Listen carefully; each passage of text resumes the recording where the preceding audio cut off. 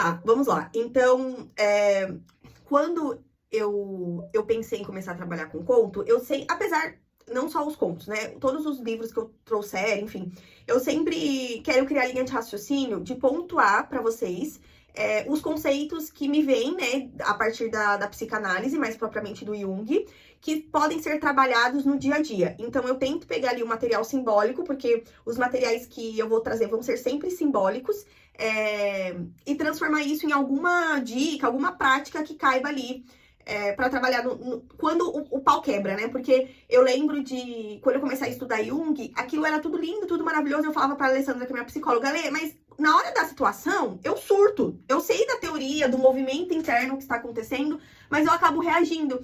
E ela falou, olha, mas é a partir de você entender e você viver a situação entendendo que vai ficar mais fácil de você conduzir os seus sentimentos. E hoje eu vivo isso. Então, claro, né, às vezes ainda sair da casinha, mas tá cada vez mais fácil essa condução minha de, olha, eu tô sentindo isso, isso e isso, está acontecendo tais movimentos, eu posso reagir assim, assim, assim, assado, mas eu também posso conduzir dessa forma. Então, eu acho que eu busquei tanto, assim, eu li, eu me dediquei a entender esses movimentos, que quando eu tô na situação, já tá mais normal eu fazer essa condução. E os contos, eles ajudam muito nesse processo, porque eles são as narrativas simbólicas dos nossos processos internos. Então, por exemplo, o conto da Bela Adormecida. É um conto que a gente pode trabalhar aqui, mas quando eu fui estudar simbologia e tal, porque só pra vocês entenderem também. Um monte de psicanalista, eles falam do mesmo conto. E todos eles trazem, assim, conceitos bem diferentes. Então, tem um bruto, né, que é meio óbvio, mas é a nossa experiência. Então, tem uma percepção ali pessoal. E eu acho que, assim, tudo que me vem, todos os livros que eu achei, eu já li sobre esse trabalho com os contos, e cada um traz pontos, assim, muito, muito, muito diferentes também. Então, eu acho que essas narrativas, essas demonstrações, elas acabam sendo muito pessoal também. Então, tem um poder simbólico geral, arquetípico, né, que acontece a todas nós. Por exemplo, a raiva é um sentimento super, super arquetípico e é representado no conto de uma forma que todas as análises que eu vi dele remete a esse sentimento em si, mas tem outros. Então, os contos, eles sempre vão falar sobre os nossos movimentos internos de uma forma mais didática, né? Uma história, uma forma que a gente consiga entrar naquela história. E uma outra coisa importante, a gente fica muito preso ao que o nosso consciente capta. Então, eu tenho que voltar, eu tenho que grifar, eu tenho que ler essa mesma estrofe 1000 vezes, porque o meu consciente, ele precisa pegar o máximo possível daquele material. Só que os contos, por ser história, eles conversam muito facilmente com o nosso inconsciente. Então, nossa, tem muito material que eu leio, que eu leio, hoje eu me deixo levar. São poucos os livros que eu fico numa neura do tipo, cara, eu não tô entendendo nada, eu vou ler 10 vezes. São poucos. Porque na maioria das vezes eu penso, o meu inconsciente, ele vai fazer o trabalho que o meu consciente ainda não dá conta. E é impressionante a quantidade de vezes que, apesar de eu achar que eu não entendi nada do que eu li, vem alguma mensagem, algum símbolo daquilo, alguma imagem nos meus sonhos.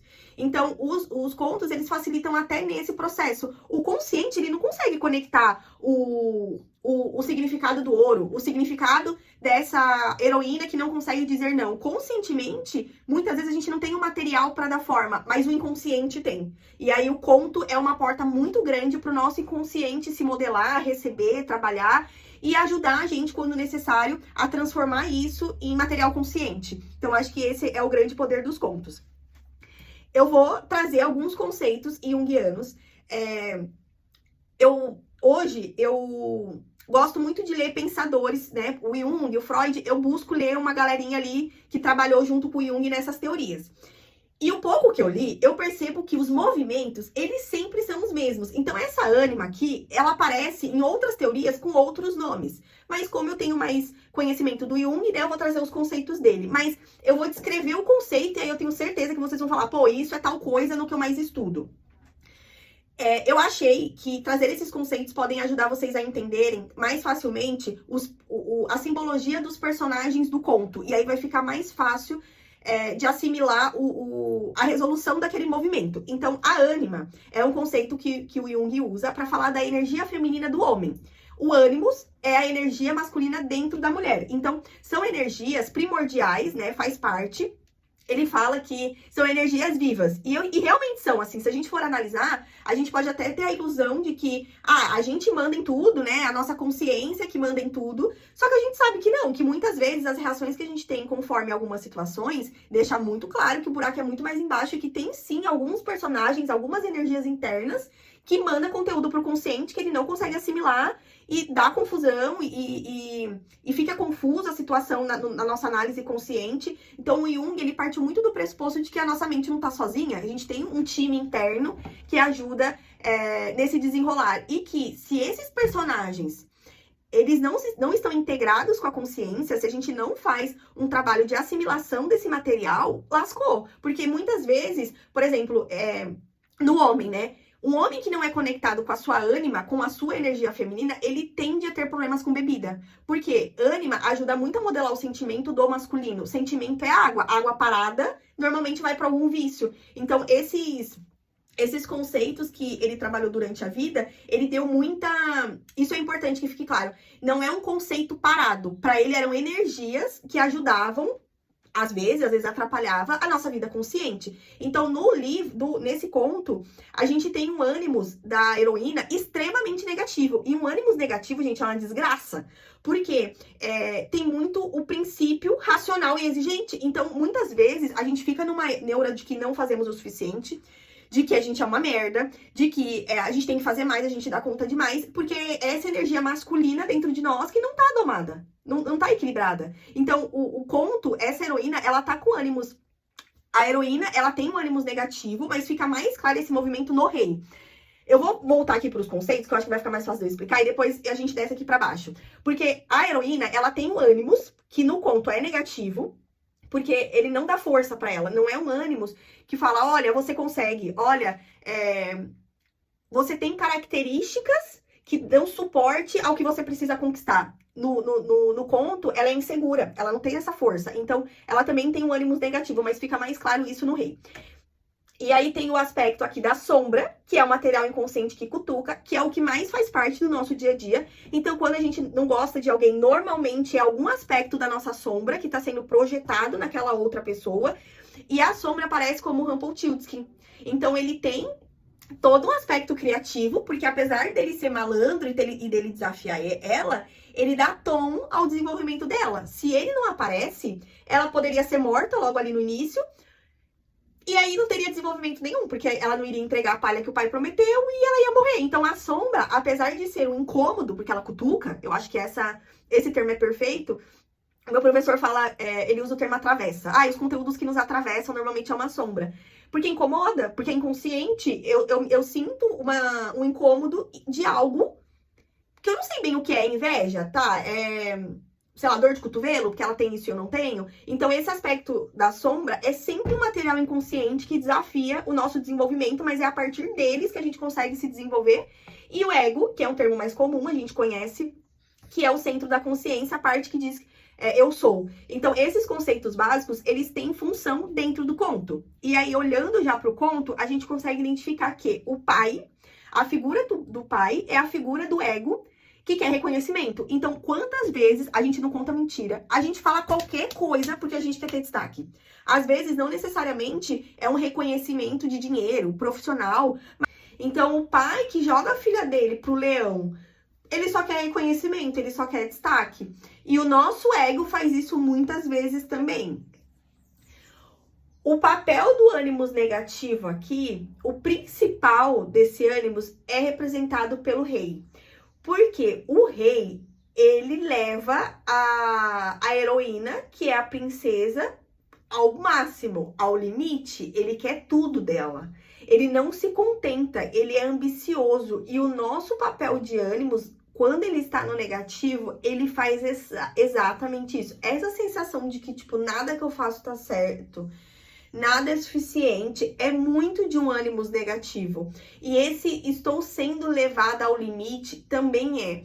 Porque esse estou sendo levada ao limite é um ânimos que ele não olha para a consciência e ele integra o sentimento de limite. Ele só quer mais. E o rei é cruel, né? Porque ele usa ela e aí depois que ele entende que realmente ela tem valor, aí ele quer se casar. Ele não quer ela por ela mesma. Ele quer porque ele entendeu o que ele ganha. E tem uma parte que ele fala, né? Apesar dela ser filha do moleiro, eu não vou encontrar mulher mais rica. Então é muito esse aspecto negativo de que quer tirar tua alma e nada vai ser suficiente. Enquanto a gente não acalma esse ânimo, a gente dialoga com ele, esquece. Então é esse diálogo de tipo, quando vem, né, esse pensamento do eu não sou o suficiente. Por que você acha que eu não sou? E aí o Jung tem o livro inteiro desses diálogos. E foi um exercício que me ajudou muito com o meu ânimo, porque eu sempre fui muito masculina, então já tinha um ânimo mais aflorado. Arrumei um marido que tem todo esse aspecto de comunicação. O meu ânimo, inicialmente, era o puro Felipe. Essa projeção da fala, do poder de fazer acontecer, do dinheiro, era exatamente o que o meu ânimo... Exatamente. Só que projetar ele, encontrar uma figura que reforçasse esse meu ânimo não me ajudou em nada, foi só buraco abaixo, porque eu fiquei ainda mais impotente frente a uma figura interna tão potente. Então foi um processo muito grande de separar esse ânimo do Felipe, né, desligar essa projeção, diminuir, dissolver essa projeção e conversar com essa figura que me desafiava. Então no conto ela não faz, mas é um processo que a gente precisa fazer. E o duende, ele ajuda ela nisso. O duende, eu acho que ele é uma figura tão contraditória no conto, porque tu lê e fala, que duende filha da mãe. Só que se não fosse por ele, ela não teria conquistado a habilidade de negociar. Ela jogou com ele, ela foi super boa. Ela jogou, ela negociou, ela se colocou numa posição de rainha, que a gente já consegue perceber que é um nível de elevação ali de vida, um acréscimo super significativo. Então a sombra conduziu ela por um caminho que ela teve uma evolução. E enquanto essa... primeira vez que ela se apropriou do poder real dela. E foi através da sombra, que incomoda.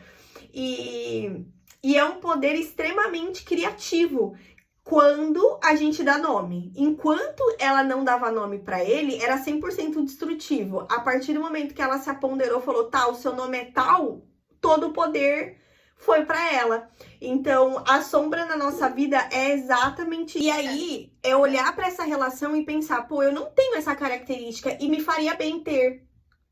Só que a vida é um eterno movimento de integração de sombra, porque tu olha pra uma, tá, isso é sombra, integrou, próxima. Tanto que eu tenho uma amiga que eu tava contando pra ela essa questão, de que eu não conseguia, sabe? Tudo pra ela, tudo me incomoda de um jeito, me afeta de um jeito. E essa minha amiga também tem opinião, ela pega e fala. Ela tá, mas eu não tô entendendo por que tu tá assim. Tipo assim, porque ela também não ia se sentir como eu, ela ia falar e deu. E aí eu disse, não, mas é que ela é diferente, ela afeta, ela tem um tom de voz dela mais alto, a opinião dela é que prevalece, tudo é assim. Isso aqui, cara, não é assim, eu não funciono assim. Admiro, mas não consigo. E aí a minha amiga dizia, tá, mas é só falar? É só tu ter opinião e tu peitar tua opinião, não é tão fácil, cara. Só, né? E aí, seguindo aqui, a simbologia. Aí aqui já são outras simbologias, né? O ouro, que é o nosso valor interior, é a consciência integrada. Então, é esse movimento de eu pego um material inconsciente e eu faço essa depuração, ele tá consciente. Integrou, ouro, vira ouro. O poder de nomear, né? Que é reconhecer e integrar tanto a sombra quanto o ânimos. E esse filho, eu achei a simbologia tão bonita, porque o que a sombra quer? A sombra não quer o novo estado de consciência. Não é nem que a sombra não quer, porque parece que é uma sombra negativa. E a sombra não tem esse papel. No ânimos, a gente trabalha muito o conceito de um ânimos negativo, porque ele é muito destrutivo e ele entra nesse aspecto dessa energia muito, muito agressiva. A sombra não, a sombra é neutra, ela é o que ela é. Ela é um material inconsciente que precisa se tornar consciente, ponto. Então, não é nem que a sombra não quer um novo estado de consciência, mas ele tá impedindo, né? É a sombra que impede essa integração. E aí o filho, ele simboliza essa integração. Então, o Jung falava, né? É a união dos opostos. Então, a sombra, ela é a falta de luz. Quando você une a sombra, que é a inconsciência, com a luz, que é a consciência, é a união dos opostos. É um filho. Então, o papel do filho é essa trajetória dela de integrar essa sombra. Eu achei bem bonita. É muito bonita a simbologia no geral, né? E aí, um outro aspecto que vem que eu não posso deixar de falar, porque todos os contos de fadas falam desse tecer. Quando eu comecei a ler e tudo era fiar e tecer, fiar e tecer, fiar e tecer, eu, gente, que caramba é isso? Hoje em dia ninguém mais faz, né? Assim, tem o crochê que eu acho que é similar, mas nas histórias de hoje não tem o ato de tecer.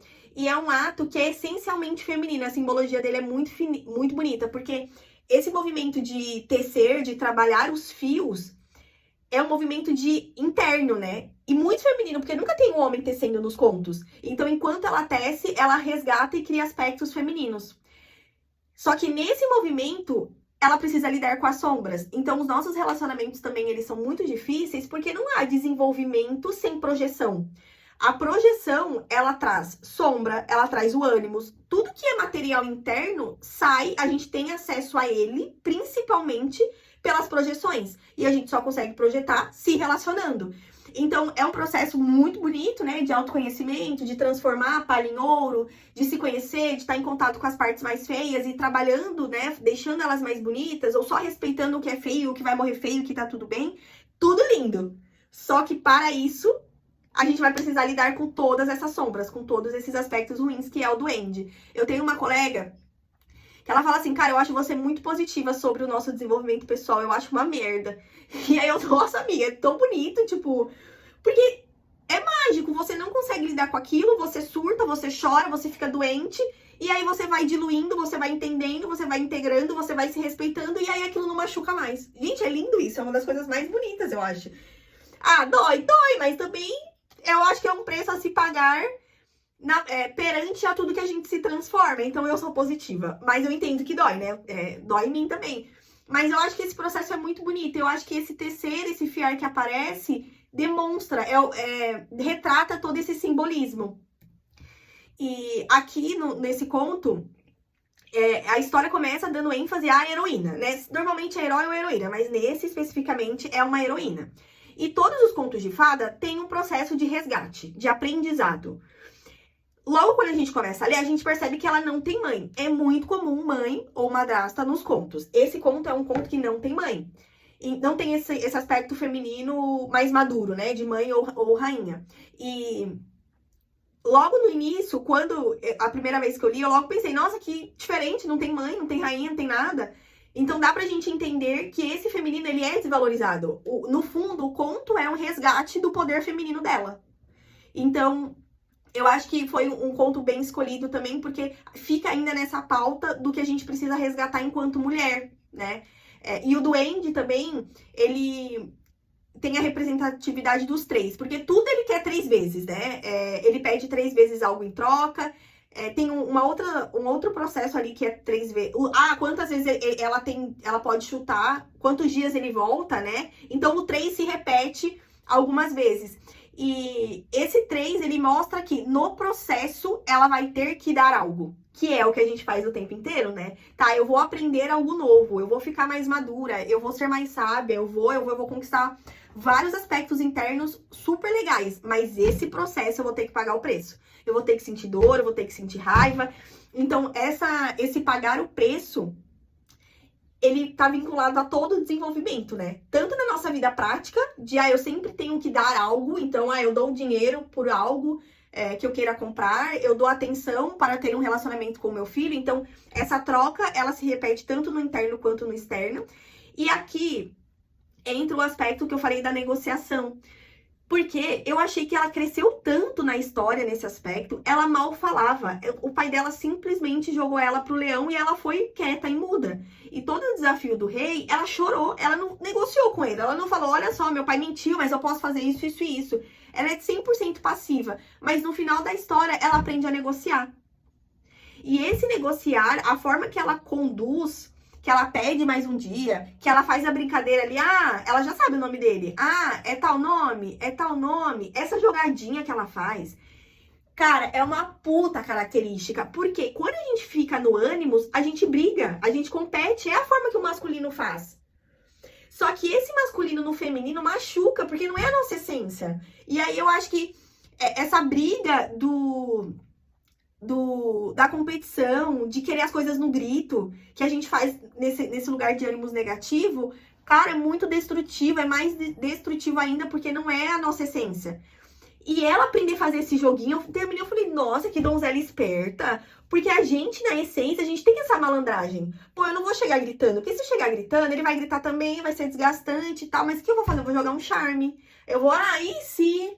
Quantas vezes, principalmente com o marido, a gente, eu quero muito ir pra tal lugar. Muito, muito mesmo. Tá, mas ele não vai ser um lugar que ele vai aceitar de começo. E aí a gente conduz uma conversa, não é uma mentira. A gente não tá manipulando, mas a forma que a gente conduz dá a entender que a ideia dele, que é um bom negócio, e aí ele topa. Esse jeitinho é maravilhoso e ela aprende isso. Eu fiquei tipo, caramba, ela arrasou. E eu acho que é uma coisa que quando a gente tá com esse ânimo muito negativo, a gente não consegue. A gente vai no grito. Mas acho que é uma boa conquista. E um outro movimento que, nossa, esse eu tinha que falar. O Jung, ele foi um cara que se apaixonou por alquimia. E a alquimia surgiu pra ele num sonho. Porque na psicanálise o sonho é algo que tem muita simbologia. E aí ele começou a estudar alquimia. E naquela época, a alquimia estava no auge e tinha esse termo, né? Transformar palha em ouro. E as pessoas que não eram sábias, né? As pessoas comuns que não tinham acesso a esses livros, a esses estudos, elas realmente achavam que tinham pessoas que tinham a magia de transformar palha em ouro. E esses alquimistas, eles deixavam isso em aberto. Se o povo tá achando que eu transformo palha em ouro, é isso que eu faço. Eles se deixavam enganar. Só que, no fundo, esse trabalho, esse termo era uma metáfora, porque o que os alquimistas faziam era transformar material inconsciente em consciente. E ali, quantas vezes aparece, né? Tá, tu precisa transformar palha em ouro, palha em ouro, palha em ouro, que é esse movimento. Ela precisa sentar e fazer o movimento de transformar material inconsciente em consciente, inconsciente, consciente. E isso aqui é toda a nossa vida. Toda. A gente pode em algum momento falar um pouco mais de alquimia, porque, cara, são metáforas. Tu fala, meu Deus do céu, o cara que escreveu isso aqui é um gênio. E a alquimia é legal para entender sonho, porque normalmente os sonhos sempre tem uma simbologia muito confusa, né? Não é uma historinha. Só que a gente consegue entender quais movimentos alquímicos está acontecendo e isso já dá o norte do caramba na nossa vida prática. Então, esse transformar palha em ouro é riquíssimo, é exatamente o que a gente faz o tempo inteiro. E quando esse material se transforma em algo consciente, se transforma em potencial criativo. E aí o que era destrutivo vira criatividade. E aí a gente tem energia para criar ideias, formas mais leves de fazer a mesma coisa. Às vezes não vem nem numa ideia genial, nova, mas tu consegue fazer aquela coisa que tu fazia com mais leveza. Então esse potencial criativo é muito importante para realmente dar novas formas ao que a gente já faz e dar formas a algo novo, que é o filho da princesa. E aí a última coisa que eu trouxe, aí a gente pode voltar a falar o que vocês sentiram, acharam, é o poder de nomear, né? A grande prova, no final, é ela saber o nome do anão, ela saber o nome da sombra. Ela precisa nomear o conflito que ela tá passando. E quando a gente consegue fazer isso, perde totalmente a força destrutiva. Totalmente. Mesmo que continue doendo. Então, não é que agora eu sei que o que eu tô sentindo sei lá, isso desperta uma dor de não ter vivido isso com a minha mãe, de não ter um relacionamento com a minha mãe, por exemplo. Quando você consegue chegar ao significado daquele sentimento, ao nome daquele sentimento, não é que vai parar de doer. Às vezes perde toda a força. Mas tem casos que não é tão simples assim, continua doendo. Só que já é uma dor mais num processo de dissolução. Já vai ficando mais fácil de diluir aquilo. Então, às vezes, né, a gente cria essa expectativa de, eu vou dar nome e vai resolver. Não, às vezes demora um pouquinho mais, mas com certeza perde a força.